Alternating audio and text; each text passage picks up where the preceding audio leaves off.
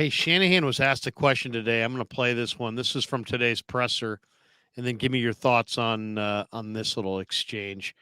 And I wish I was there for this today, but I wasn't. But here we go. Here's Shanahan earlier. Jordan Mason hasn't had to carry in 3 weeks. He's averaging 5.6 yards per carry. What does he need to do to get back in the mix and earn your trust? Why would that be the issue? I don't know. I guess it's confusing for a running back who's so efficient to fall out of the mix. I was wondering what he would need to do to get back in it. Two guys in front of him would have to get hurt to get more. There's three of them. Yeah, when you're playing, I don't trust him or something. That's what I heard in the question. So I'm trying to figure out exactly what your question is. Okay, we'll try again. Why is he the third running back? Yeah, why would you give Mitchell the carries over him when Mitchell's averaging 2-something yards a carry? And we look at more than stats. Mitchell's our number 2 back. He's done some pretty good things here. Sure. And JP's our 3. He's been our 2 at times, but it's how most cases are in the NFL. All right, there you go. That was a little back and forth from earlier today. I wasn't down there and I missed that one. And, this is a question I was going to ask Shanahan myself. It seemed that Shanahan didn't like the idea of the way Grant phrased that as, hey, what does he have to do to kind of regain your trust? And Shanahan kind of pushed back on that and was like, hey, why is that? Why do you think that's the issue? I've wanted to ask this question for about 3 weeks, but every single time I go to formulate the question, the answer is right there, right? It's like they evaluate these backs, and they've evaluated that CMC's their 1, that Mitchell is their 2, and that JP Mason is their 3. So as many times as I wanted to ask that question, I always halt myself because I kind of feel like I know what he's going to say.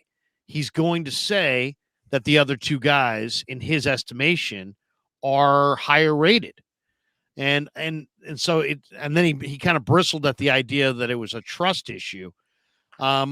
What do you think as far as Shanahan and these backs? I mean, JP Mason has looked good in camp, but is it because he fumbled in camp, you think, Dave, that he doesn't advance past Mitchell at any point?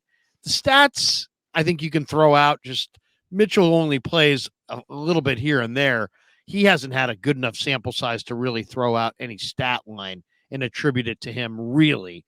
It's just more about, obviously, you prefer Mitchell to Mason. I think the question that might be the better question is why? Why do you prefer Mitchell to Mason? And I'd love to hear what he has to say. What do you think he would say if he was asked that question? I think that Mitchell has a very proven track record of running the outside zone well for the 49ers. I think dependability is a big, big part of it as far as ball security. I think that Jordan Mason did fumble a couple times early in training camp, and that might have been what pushed the 49ers to just value that reliability over what Jordan Mason, or they thought Jordan Mason might bring to the table this year. Obviously, Mason last year was the number 2 and played, that was, I think, when Mitchell was hurt, played as the closer for the 49ers down the stretch of games. He might still have an opportunity this year. These seasons are long. Injuries happen. Obviously, Elijah Mitchell has suffered a ton of them. But, yeah, you can't just look at yards per carry over a tiny sample size and be like, oh, this guy is the better running back. Kyle Shanahan and the coaching staff, they're watching hours and hours of film. They're looking at this much more intricately than any of us are.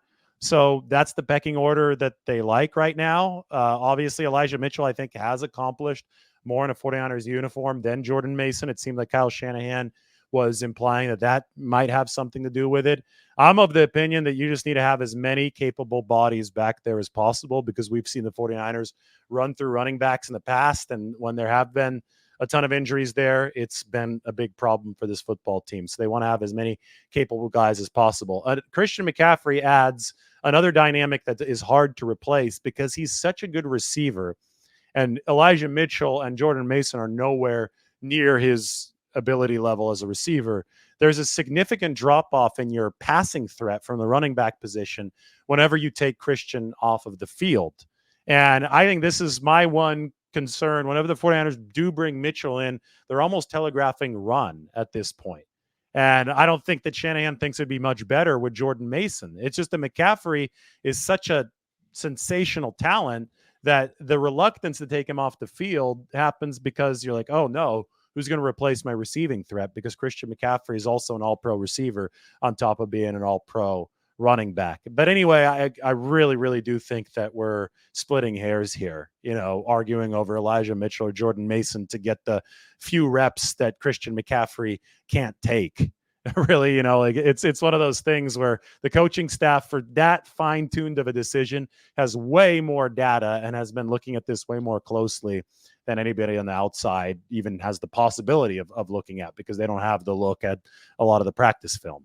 Do you think that Kyle is making this call, or do you think he's deferring to Bobby T, who's making this call? I think that Bobby Turner has significant influence. Kyle Shanahan trusts him with his life, right? He's been the running backs coach for this system going back to 1996 in Denver when Mike Shanahan was the head coach. So I think the 49ers take Bobby Turner's recommendation. I think obviously Kyle Shanahan is in on offensive meetings, so he has his input too, but it is a collaborative process. And I know that Bobby Turner's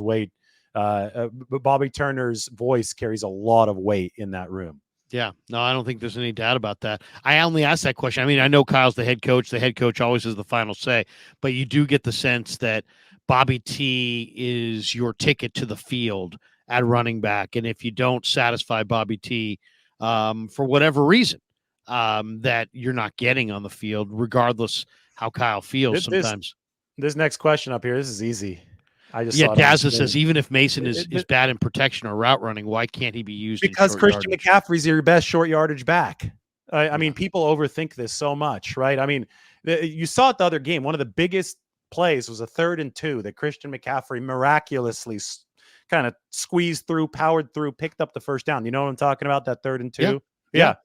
Mason's not picking up that first down in that traffic. Elijah Mitchell's not picking it up. Ty Davis Price isn't picking it up. Christian McCaffrey is. And generally, short yardage situations are major leverage points in a football game. So if Christian McCaffrey is your best short yardage back, you give it to Christian McCaffrey because you need to pick up that first down. You're not just giving people carries for fun. Yeah, Jordan Mason's a big body. I think he's a good short yardage back. But Christian McCaffrey is a future Hall of Fame player who's good at everything. So that's why they struggle to take him off the field, because he's the best. He's literally the best. I wouldn't take him off the field. My point of contention as far as Mason's run would be, why don't they at times take Juwan Jennings, who runs 4.7 something, off the field, flex out Christian, and put Mason in there 4 or 5 runs a game? Then you're debating who's more dynamic between JP Mason and Juwan Jennings, and also mix in Christian flexed out. I would do that just to try to save some hits on Christian and maybe try to get a couple of looks for Mason, who does show some explosive traits. I mean, there's no question he shows explosive traits, but it's also a trust game.